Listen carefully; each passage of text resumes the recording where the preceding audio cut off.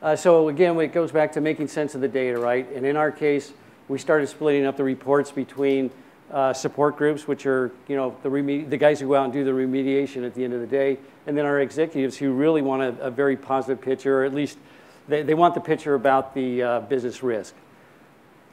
So in order to meet with success, we identified within the past couple of years where there were disparities between the tools in terms of how these ratings were actually being imposed on the different products, right? So we've taken a step back from that, and it's great to see that most of the security vendors we have partnered with have basically adopted some of the international standards out there, for instance, NIST and CVE and CVSS. So from that, we also created this level of our high, mediums, and lows, and then break that out on a composite risk score, which incidentally, this information bubbles up to the executives, and it makes it very easy for them to look at a chart and understand exactly what's going on within the environment.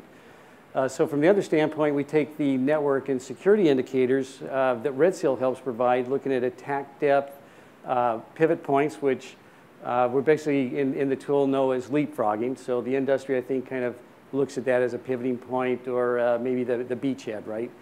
Then we also look at the path flow and then the downstream risk. So when you look at the downstream risk in something like a heat map, for instance, we can definitely get a sense of our network based around, in this case, it's protocols, right?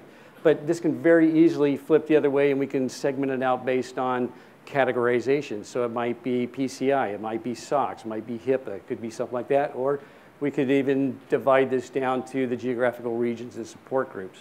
So it's the same data, scanned once, but fed into this. It can be reported in many different ways. And the beauty of this particular part of the product is from the support standpoint, you can quickly identify those devices which put your network at risk.